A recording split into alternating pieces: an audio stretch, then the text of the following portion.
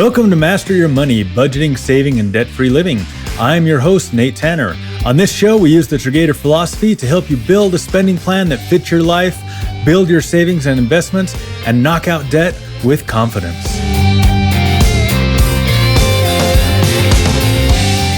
And today we're talking about a moment that feels exciting, but it can also feel a bit overwhelming when you get extra money. Maybe it's a tax refund, maybe it's a bonus, maybe it's a gift, a rebate, or just a little more margin than usual in a paycheck. Whatever the source, that extra money can feel like a blessing or perhaps even a burden. Because suddenly the questions start flying.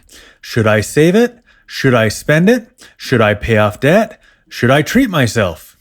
And if you're not careful, that moment of opportunity can turn into guilt, impulse, or decision fatigue. So in this episode, we're going to help you make smart, values-based decisions when extra money shows up, without shame, without confusion, and without blowing your plan. You'll learn how to avoid the trap of guilt, impulse, or lifestyle creep. Create a simple plan for handling windfalls with purpose, balance splurging and saving with intentional choices, and make extra money part of your long-term strategy, not just a short-term splurge. Because when you lead your money with clarity, even the unexpected can move you forward. Let's get into it. Avoiding the guilt, impulse, and lifestyle creep trap. Let's start with what happens in the first 10 seconds after you get extra money. You check your bank account, you see the deposit, and your brain lights up like a Christmas tree. It might be a tax refund, a bonus, a birthday check from grandma, or maybe you just had a month where the bills were a little lighter and the margin was wider. Whatever the source, that extra money feels like a gift. But it also comes with some pressure because now your brain is doing some cartwheels and asking, should I save it like a responsible grown-up? Should I spend it like I just found a golden ticket? Should I pay off debt and finally feel like a financial adult? Or should I treat myself to something shiny, caffeinated, or covered in cheese? It's like your inner minimalist is arguing with your inner treat yourself committee. And both are very persuasive. And somewhere in the middle of that tug of war is you, just trying to make a smart decision without spiraling into guilt, impulse, or analysis paralysis. Let's break that down. The guilt trap. This one sneaks in fast. You get the money and immediately you feel bad for even thinking about spending it. You say things like, I probably should save all this. We're behind on debt. I can't justify anything fun. If I don't use this perfectly, I'm wasting it. But here's the truth. Guilt is not a financial strategy. It's a feeling. And if you let it drive your decisions, you'll either freeze or overcorrect. You'll either hoard all of the money out of fear and then resent it, or you'll spend it impulsively just to escape that pressure and then regret it. Neither of those outcomes are what you want. The impulse trap. On the flip side, there's the treat yourself voice. You know the one, it says, you've been working hard, you deserve this. It's found money, just enjoy it. It's not that much, it won't make any difference anyway. And listen, there's nothing wrong with enjoying your money, but when impulse takes over, you're not making a decision, you're reacting. And that reaction often leads to what we call invisible spending. That's when you look back a week later and you think, where did it all go? That's not joy, that's drift. The lifestyle creep trap. This one's a little more subtle and it's really a lot more dangerous. Lifestyle creep happens when you start treating extra money as normal money. You get a raise, a bonus, or a refund. And instead of assigning it with purpose, you absorb it into your lifestyle. You upgrade your car, you add another streaming service, or you start eating out more often. And before you know it, your expenses have risen to match your income, and your margin is gone. According to a 2022 report from the Federal Reserve, nearly 1 in 3 adults said that they would struggle to cover a $400 unexpected expense without borrowing or selling something. That's not just about income, that's about margin. And lifestyle creep is one of the biggest margin killers out there. Remember in The Incredibles when Syndrome says, "When everyone's super, no one will be"? That's lifestyle creep in a nutshell. When every purchase becomes a treat, none of them feel special. When every upgrade becomes the new normal, your budget loses its superpower, flexibility. So what do you do instead? You pause, you breathe, and you assign. You don't let guilt, impulse, or lifestyle creep make the decision for you. You make the decision with clarity and purpose. Here's a simple framework to help you do that. Pause before you touch it.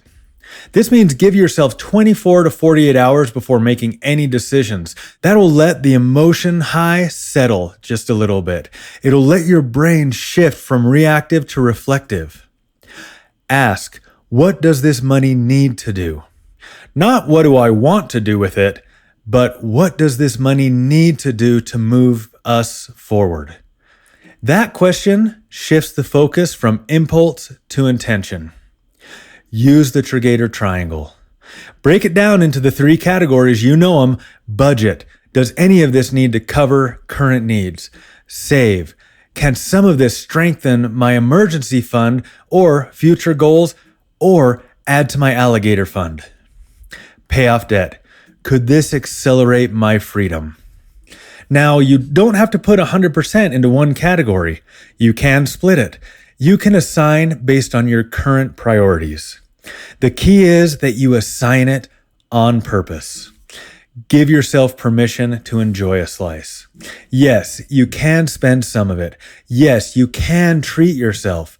Yes, you can buy the thing as long as it's assigned and aligns with your triangle. We call this planned joy. It's not a hijacker, it's a line item. And when joy is part of the plan, it doesn't derail the plan, it fuels it. Extra money doesn't have to be confusing. It doesn't have to be guilt-inducing. And it definitely doesn't have to disappear without a trace.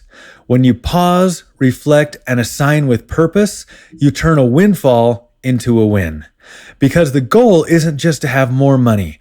It's to lead your money with clarity, with confidence, and with peace. Creating a simple plan for windfalls. Now that we've talked about the traps, guilt, impulse, and lifestyle creep, let's talk about what we do instead. Because extra money doesn't have to be confusing, it doesn't have to be a source of stress, and it definitely doesn't have to disappear without a trace. With a simple plan, you can turn any windfall, big or small, into a moment of momentum. Let's walk through how to do that. Step 1, define the purpose before you touch the money. Before you spend a dime, pause and ask, what do I want this money to do for me? Not what do you want to buy, not what do I feel pressured to do, but what outcome do you want? Do you want peace of mind? Do you want to accelerate your debt payoff? Do you want to finally take that weekend trip without guilt? This question shifts your mindset from reaction to intention. It puts you in the driver's seat. And here's the key. There is no wrong answer, as long as it's aligned with your values and strengthens your triangle. Here's a pro tip. Write it down. Literally, grab a sticky note or open your notes app and write, "This money is here to help me blank." That one sentence becomes your compass. Step 2, use the Triggator Triangle to assign with clarity. Once you've defined your purpose, it's time to assign the money using the Triggator Triangle. Budget, save, pay off debt. Here's how to break it down. Budget. Does any of this money need to cover current or upcoming expenses? Maybe you've been putting off some car maintenance and you need to restock your alligator funds. Save. Could this money strengthen your emergency fund, help you build a fund, or move you closer to that big goal like a vacation or home project? Pay off debt. Could this money knock out a credit card, shrink a student loan, or eliminate a lingering balance? You don't have to put 100% into one category like we've said before. You can split it up. You can go 70, 20, 10, whatever fits your current season. The key is that you assign it on purpose, not just letting it drift. Step 3, create a windfall plan template. Here's where it gets fun and repeatable. Create a simple template for how you are going to handle future windfalls. It might look something like 10% for fun, 30% for savings, 60% to debt, or maybe 25% to a family goal, 25% to my fun fund, and 50% to my emergency fund. Look, the percentages don't matter as much as the consistency. When you have a plan in place, you reduce decision fatigue. You avoid the guilt spiral, and you build trust with yourself. Why this works? The psychology of pre-deciding. There's a concept in behavioral science called pre-commitment. It means making a decision in advance, before the emotion hits. When you pre-decide how you'll handle extra money, you're not relying on willpower, you're relying on clarity. And clarity beats willpower every time. Remember in Encanto when Luisa sings, "I'm the strong one, I'm not nervous, I'm as tough as the crust of the earth is"? She's carrying the weight of everyone's expectations until she realizes that strength isn't just about holding it all together. It's about knowing when to ask for help, when to set boundaries, and when to share the load. That's what this is. You're not just reacting to your money, you're leading it with strength, with clarity, and with purpose. Step 4, build in joy on purpose. Let's be clear, you don't have to be a martyr. You can and should include joy in your plan. Whether it's a dinner out, a new pair of shoes, or a weekend getaway, joy spending is not the enemy. Unassigned spending is. So give yourself permission to enjoy a slice of the windfall. Just make sure it's part of your plan and aligns with your triangle. We call this assigned joy. It's not a hijacker, it's a celebration. And when joy is a part of the plan, it doesn't derail your progress, it fuels it. Step 5, review and adjust over time. Your windfall plan doesn't have to be set in stone. It should evolve with your goals, your season, and your priorities. So check in every few months, ask, is this plan still serving us? Do we need to shift the percentages? Are we still aligned in our why? This keeps your plan flexible and your progress sustainable. Extra money is a gift, but the real gift is what you do with it. When you pause, assign, and align with your values, you turn a temporary boost into long-term momentum. You stop reacting and start leading, and you build a financial life that reflects who you are and where you're going. Because the goal isn't just to have more money, it's to use every dollar, even the unexpected ones, with purpose. Balancing splurging and saving with intentional choices.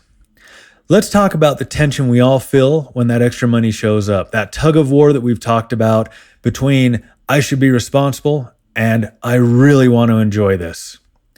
And here's the truth, both instincts are valid. You don't have to choose between being smart and having fun. You can do both if you do it with intention. Because the goal isn't to hoard every dollar out of fear, and it's not to blow it all in the name of treating yourself. The goal is to align your money with your values, and that does include joy. Let's start by reframing the question. Instead of asking, should I save or spend this? Ask, what would it look like to spend and save this in a way that reflects who I am and what I care about? That's a very different question. It's not about guilt, it's about alignment. Why this matters?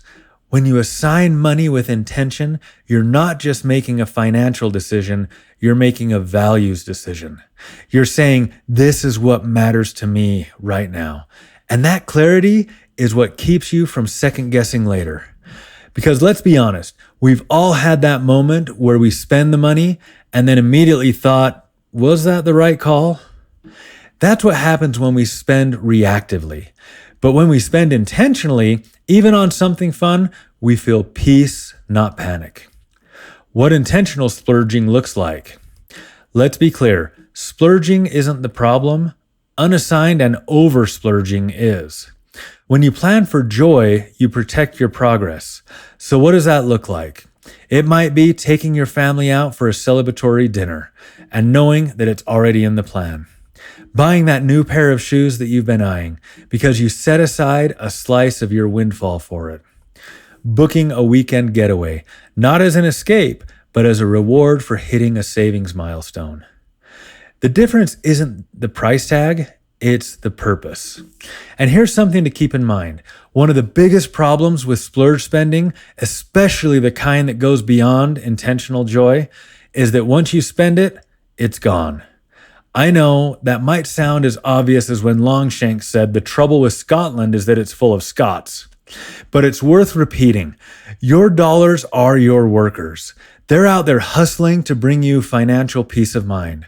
And when you splurge without intention, it's like all your workers quit and are starting to work for someone else. That's why intention is so vital. Every dollar needs a job, and that job should align with your Triggator Triangle. Nothing should leave before its work is done. And the best part, some of those workers, like the ones you assign to savings and investments, can actually bring back more workers. But that's a conversation for another day. What intentional saving looks like. On the flip side, saving doesn't have to feel like punishment. It can feel like power. When you assign part of your windfall to savings, you're not just delaying gratification, you're building momentum. You're saying, I'm not just reacting to this money, I'm using it to build something bigger. That might mean adding to your emergency fund so future you can breathe a little easier. Boosting your alligator fund so that the next car repair doesn't derail your plan. Starting a vacation fund so you can travel without debt or stress. Saving isn't about restriction. It's about freedom, future freedom. The real win, integration.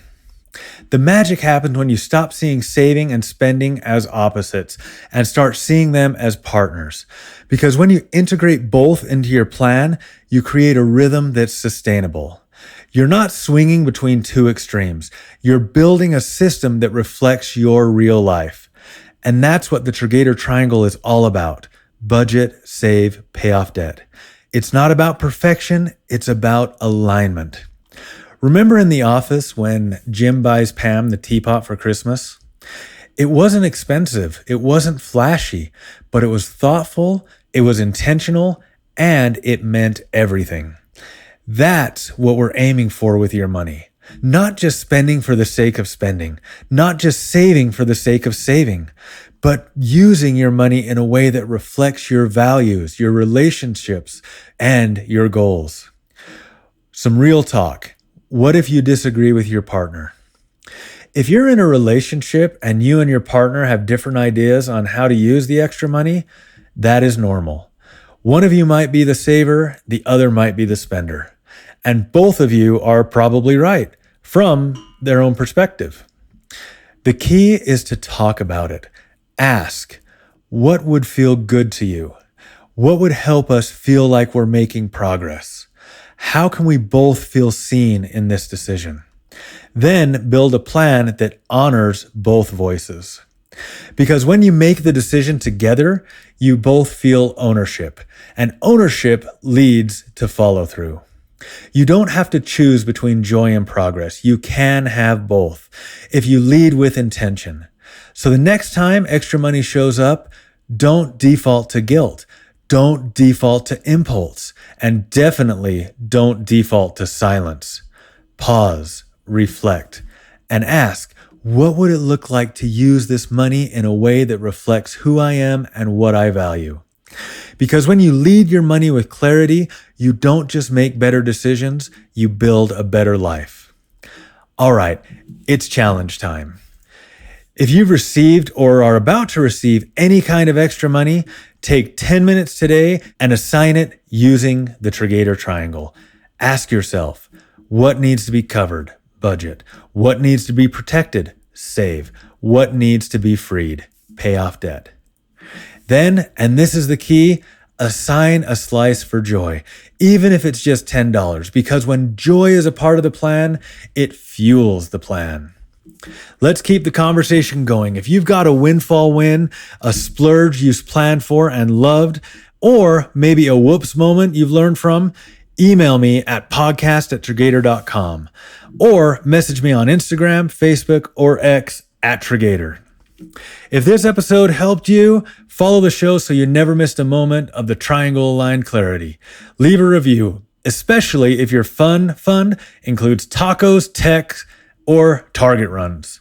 Share this episode with a friend who just got a bonus and doesn't want to blow it.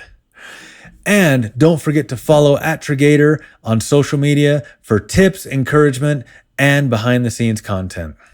Coming up next time, Triggator for Teens, how to teach your kids to budget without boring them. We're flipping the script and talking about how to raise financially confident kids and teens without the eye rolls, lectures, or glazed over stares. You'll learn how to use real-life examples instead of abstract lectures. Introduce spend, save, share in ways that teens actually use. Make it fun with visuals, challenges, or app-based tools. And model good habits by involving your kids in your own planning. If you've ever wondered how to teach your teen about money without sounding like a textbook, this one is for you.